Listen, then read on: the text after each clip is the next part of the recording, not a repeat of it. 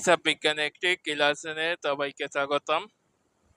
হিসাব বিজ্ঞান হতে হিসাব সংক্রান্ত বিষয়ে যে বিজ্ঞান পদ্ধতিতে সমাধান করা হয় সেটা হচ্ছে হিসাব বিজ্ঞান। আরেকবার বলি, হিসাব সংক্রান্ত বিষয় বা লেনদেন সংক্রান্ত বা আয় ব্যয় সংক্রান্ত কোনো বিষয়কে বিজ্ঞানসম্মতভাবে মানে আধুনিক পদ্ধতিতে একেবারে সম্পদের সূক্ষ্মাণুভাবে বিশ্লেষণ করে যে ফলাফল প্রদর্শন বা সমাধান করা হয় সেটা হচ্ছে হিসাব বিজ্ঞান। হিসাব বিজ্ঞান সম্পর্কিত প্রাথমিক ধারণা শেষে প্রথমে হিসাব বিজ্ঞানের প্রথম দুইটি দিক, একটা হচ্ছে লেনদেন, একটা আদান প্রদান সম্পর্কিত বিষয়ে জানবো। তারপরে জানবো হিসাব সংক্রান্ত বিষয়, তারপরে হিসাব বিজ্ঞানের ভিতরে আমরা প্রবেশ করব পরবর্তী ক্লাসে।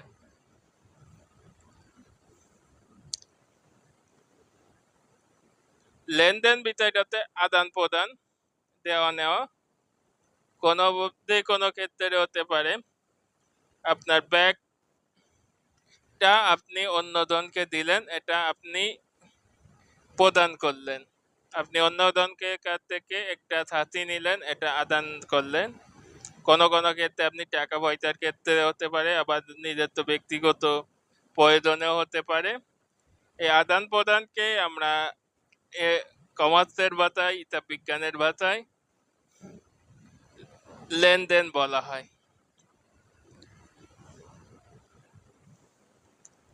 আরেকটা বিষয় লেনদেনের বিষয়ে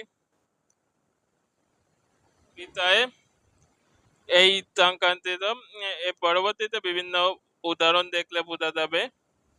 ক্যাশ বাক্স থেকে রহিমকে 500 টাকা দিয়ে দেওয়া হলো, এটা একটা লেনদেনের ভিতর পড়বে, কিন্তু হিসাবের ভিতর পড়বে না।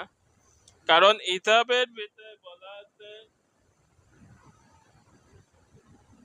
সুবিন্যস্ত ভাবে কোনো প্রতিষ্ঠানের আয় ব্যয় নিরূপণ প্রদর্শন ফল করাকে হিসাব বলা হয়। আপনি বাজার করলেন, বাজারের একটা আয় ব্যয় হিসাব লিস্ট করে রাখলেন, এটা হচ্ছে হিসাব।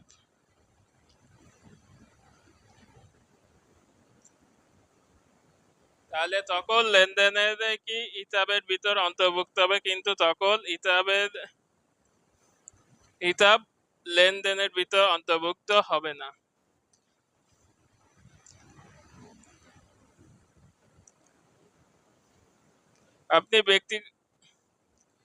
আপনি ব্যক্তিগত প্রয়োজনে অনেক কিছু লেনদেন করতে পারেন। কাউকে একটা ছাতা দিয়ে দিলেন, এটা লেনদেনের ভিতর হবে, কিন্তু হিসাবের ভিতর হবে না। হিসাবের ভিতর হবে আপনার নগদ অর্থ থেকে ব্যয় করলেন এত টাকা, আয় করলেন এত টাকা। আপনি বেতন পেলেন 25,000 টাকা, ব্যয় করলেন 24,000 টাকা, এমন 1,000 টাকা আপনার উদ্বৃত্ত থেকে। এটা হচ্ছে হিসাব। সম্পদের দ্রুততম বন্টন করা হয়। আপনি যে কোনো ভাগাভাগির ক্ষেত্রে হিসাব অতি গুরুত্বপূর্ণ বিষয়। আপনি লাস্টে যদি কোরবানির মাংস ভাগাভাগি করেন, সেখানে একটা হিসাব একটি গুরুত্বপূর্ণ বিষয়। এরপরে আপনি বিভিন্ন গরু কিনা লেনদেন, আপনি মাংস অন্যকে দিচ্ছেন লেনদেন, কিন্তু আপনি যে ভাগাভাগিটা করতেছেন এটাই হচ্ছে আপনার হিসাব। আপনি 14 কেজি হলো, 14 কেজি আপনি 3 জনকে ভাগ করে দিলেন, 3 ভাগ করলেন, এটা হচ্ছে আপনার লেনদেন।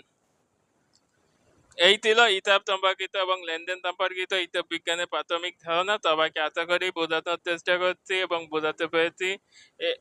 এই সংক্ষিপ্ত পরবর্তী ক্লাসে দেখার আমন্ত্রণ। ধন্যবাদ সবাইকে।